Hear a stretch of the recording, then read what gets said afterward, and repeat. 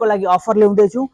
And welcome back to पवित्र furniture. आज हजुरहरूलाई म देखाउन गइरहेको छु पवित्र फर्निचरको सोफा कम बेड। यो हेर्न सक्नुहुनेछ एउटा हामीसँग सोफा कम बेड छ। यसलाई म कसरी ओपन गर्छन् कसरी क्लोज गर्छन् म त्यो तपाईँलाई हजुरहरूलाई देखाउन जान्छु।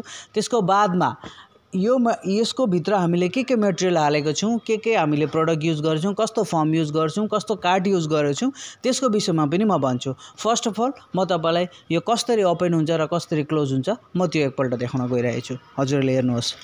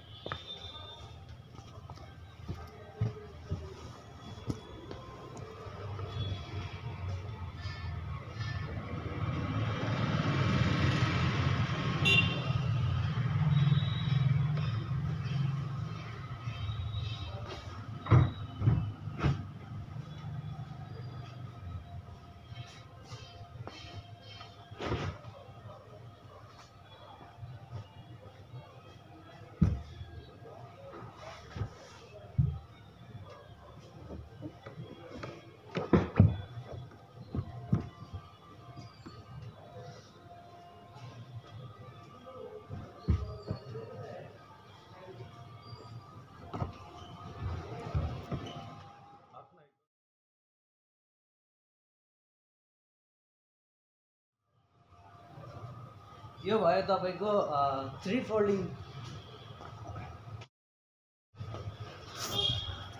यो भयो तपाईहरुको 3 फोल्डिङ सोफा कम बेड। हाम्रो जुन सोफा कम बेडको यो जुन लास्ट वाला मैले जुन कुशन हाले नि, यो ठुलो वाला कुशन, यो चाहिँ तपाईले अलग्गै राख्नुपर्ने हुन्छ, एक्स्ट्रा राख्नुपर्ने हुन्छ। किनकि जब यो हामीले यो वाला जब पार्ट हामी फोल्ड गर्छौं यसको माथि आउँछ बस्नको लागि कम्फर्टेबल हुन्छ। यो चाहिँ तपाईको सुत्नको लागि हो। अब म कसरी सुत्नु पर्ने म तपाईलाई त्यो सुतेर एकपल्ट देखाइदिँदै छु। मेरो हाइट 5 फिट 2 इन्ची छ। म सुत्दाखेरि कतिको जग्गा तपाईलाई स्पेस लाग्छ तपाईले अनुमान लगाउन सक्नुहुन्छ। म तपाईलाई एकपल्ट सुतेर ट्राई पनि गरिदिँदै छु। ल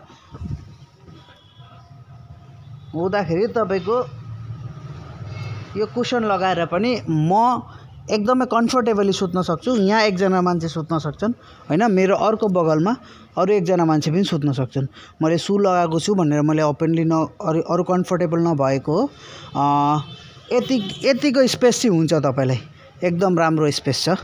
अघि मैले तपाईहरुलाई देखाएको थिएँ कि सुतेर कतिको स्पेस कम्फर्टेबल आउँछ, कसरी सुत्दाखेरि एकदमै राम्रो हुन्छ देखाएको थिएँ।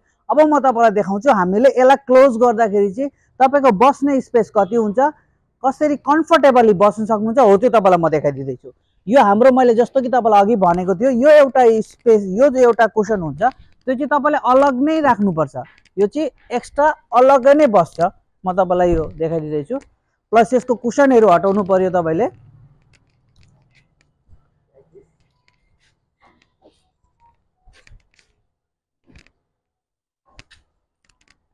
अनि यो चीज, यो जुन कुशन छ नि, यो कुशनलाई तपाईले यसो गरेर माथिमा राख्नु पर्यो यो हिसाबमा हैन। त्यसको बादमा तपाईले के गर्नुपर्छ भने जस्ट स्लाइडली तपाईले यसलाई क्लोज गर्नु हैन। त्यसको बादमा यो क्लोज गरिदिनु भयो भने यो तपाईको सोफा भयो। अब यसमा कुशन राख्नु पर्यो तपाईले।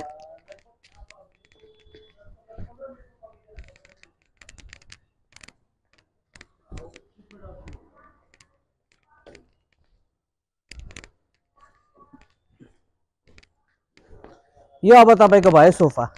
अब यहाँ 3 जना आराम से कम्फर्टेबली बस्न सक्नुहुनेछ। यो जुन हामीले कपडा देखाइरहेको छौं, यो जुन हामीले यसमा सोफा कम बेडमा कपडा लगाएको छौं, यो चाहिँ तपाईको स्वेट लेदरको कपडा हो हैन। यसमा तपाईले स्वेटको कपडा युज गर्छु भन्दा पनि मिल्छ। अनि त्यसको बादमा यो हामीले भित्र रोई फर्म हालेको छौं। हाम्रो यसमा यो जुन अब तपाईको अगाडिको छ यो तपाईको प्लाईको स्ट्रक्चर हुन्छ। यसमा तपाईले स्टोरेजको पनि स्पेस पाउनुहुन्छ। यहाँ भित्र स्टोरेज पनि छ। यहाँ मैले यो खोल्न अलिकति अहिले यो स्टोरेज बन्द गरिराखेको छ। यसको भित्र स्टोरेज पनि छ हैन। यसलाई क्लोज गरिदिनुस् तपाईले। अनि यो स्ट्रक्चर यतापटिको स्ट्रक्चर डल्लै तपाईको वुडन स्ट्रक्चर हो। अगाडि जुन हामी निकाल्दै छौं त्यो तपाईको प्लाईको हो। यसमा स्वेटको कपडा हो, एचआर को फर्म हालेको छ। होइन। त्यसको बादमा हामीले यसमा हालेको छौँ स्वेट लेदरको कपडा। तपाईँले अरू डिफ्रेन्ट कपडा पनि युज गर्न सक्नुहुनेछ, जस्तो कि भेलभेट भयो, जुट भयो, मल्फिनो भयो, अरू कपडाहरू पनि तपाईँले युज गर्न सक्नुहुन्छ। यो हो हाम्रो पवित्र फर्निचरको सोफा कम बेड, हामीले 3 फोल्डिङमा बनाएको।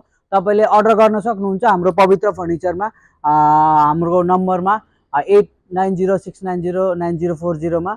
हाम्रो बोटल कम्पनी मोड ज्योतिनगरमा हाम्रो सोरुम छ, गोडाउन कम सोरुम छ। हाम्रो प्रोपर सोरुम रानीपुल र जोरथाङमा पनि छ, हजुरले त्यहाँ पनि गएर भिजिट गर्न सक्नुहुनेछ। अनि हामी अब नयाँ न्यू इयरको लागि अफर ल्याउँदैछौँ, हजुरहरूले भिजिट गर्नुहोस्, अनिखेर हामीहरूको अफरको लाभ लिनुहोस् पवित्र फर्निचरमा। Thank you.